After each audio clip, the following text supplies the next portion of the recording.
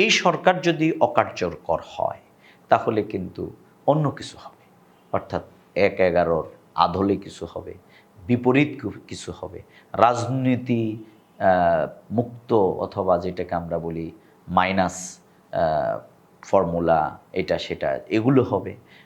এরপরে এই জাতীয় সংখ্যাগুলো কিন্তু আমাদের সামনে এখনও রয়ে গেছে, কারণ আপ টু বটম ফ্যাসিবাদের দোসরেরা এখনও কিন্তু এখানে অবস্থান করছে।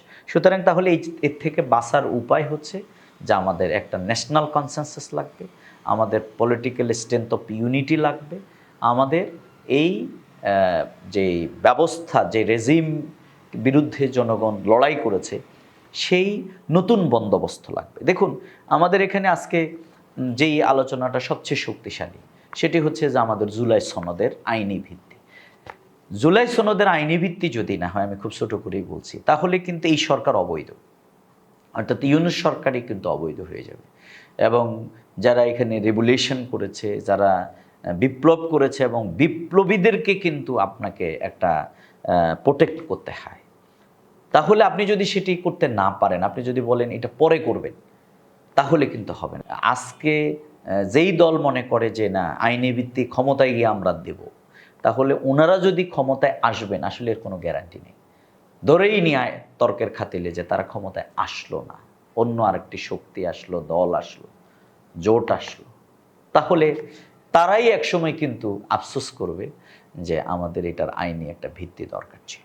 সুতরাং প্রত্যেকটা জিনিসকে আপনি তার সিচুয়েশন ডিমান্ড বলতে একটা কথা আছে, অর্থাৎ সময়ের চাহিদার আলোকে আপনি যদি এটিকে পূরণ করতে রাষ্ট্র ব্যর্থ হয়, তাহলে আপনি কিন্তু ক্ষতিগ্রস্ত হবে। যেমন ইউনূস সরকার যে অন্তর্বর্তীকালীন সরকার, এই সরকার কি আমাদের সংবিধানে আছে? না, আমাদের সংবিধানে অন্তর্বর্তীকালীন সরকার বলতে কিছু নেই। আমাদের সংবিধানের আলোকে রাষ্ট্র পরিচালিত হচ্ছে না, কারণ আমাদের সংবিধানকে আমাদের এই বিপ্লবের মধ্য দিয়ে সেটি স্টপ হয়ে গেছে। তাহলে যদি সংবিধানে থাকে তাহলে তো আপনার সুপ্রিম কোর্ট থেকে মতামত নিয়ে আপনাকে সরকার গঠিত হওয়ার কোনো প্রয়োজন ছিল না। তার মানে হলো আমাদের আসলে সত্যিকার অর্থে বাংলাদেশে এখন সংবিধানের আলোকে পরিচালিত হচ্ছে না। তাহলে সেটা কিসের আলোকে পরিচালিত হচ্ছে? সেটা পরিচালিত হচ্ছে যেটাকে আমরা বলি যে পিপল উইলস, অর্থাৎ জনগণের অভিপ্রায়ের সরকার। তাহলে জনগণ যেটা চেয়েছে সেটি হয়েছে। জনগণ চেয়েছে আওয়ামী লীগ পালিয়ে যাক, এটা সংবিধানে নেই। তারা একসাথে একযোগে তাদের ক্ষমতা আরও অনেক থাকার পরেও সেই টাইম ফ্রেমের অনেক আগে তারা পালিয়ে গেছে, তাহলে এইটা এখানে নাই। আবার আজকে আমরা যারা যে সরকারের কাছে নির্বাচন প্রত্যাশা করছি, তাদের কথা কি সংবিধানে আছে? যেই নির্বাচন কমিশন এখন আছে, এরা কি এখানে আছে?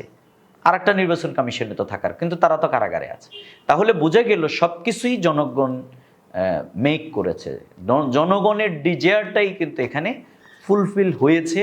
এখন আপনাকে সেটাকে আইনি ফরম্যাট, আইনি ভিত্তির মধ্য দিয়ে নিয়ে আসতে। যদি আপনি এটি আইনি ভিত্তিতে না আনতে পারেন, লিগ্যাল ফ্রেম ওয়ার্কের মধ্যে না আনতে পারেন, তাহলে এই সরকার প্রশ্নবিদ্ধ হবে এবং এর কর্মকাণ্ড প্রশ্নবিদ্ধ হবে, এবং আপনি এখন নির্বাচন করতে পারবেন না। কেন পারবেন না?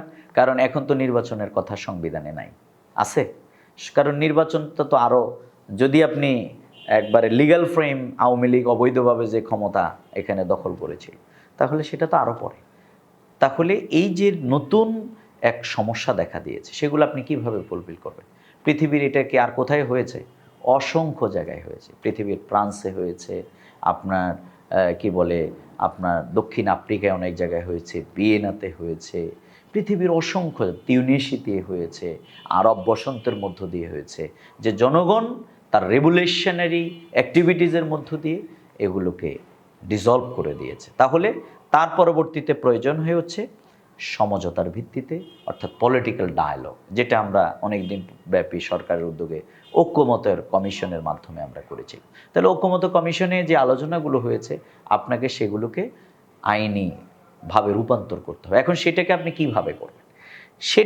সেটা আপনাকে করতে হবে হচ্ছে গণভোটের মাধ্যমে অথবা গভর্নমেন্টের অর্ডারের মাধ্যমে। অর্থাৎ আপনি জুলাই সনদকে যখন আইনি ভিত্তি দিয়ে দেবেন, তখন এই সবই কিন্তু এর ভিতরে প্রবেশ করবে এবং এটা একটা আইনি রূপ ধারণ করবে।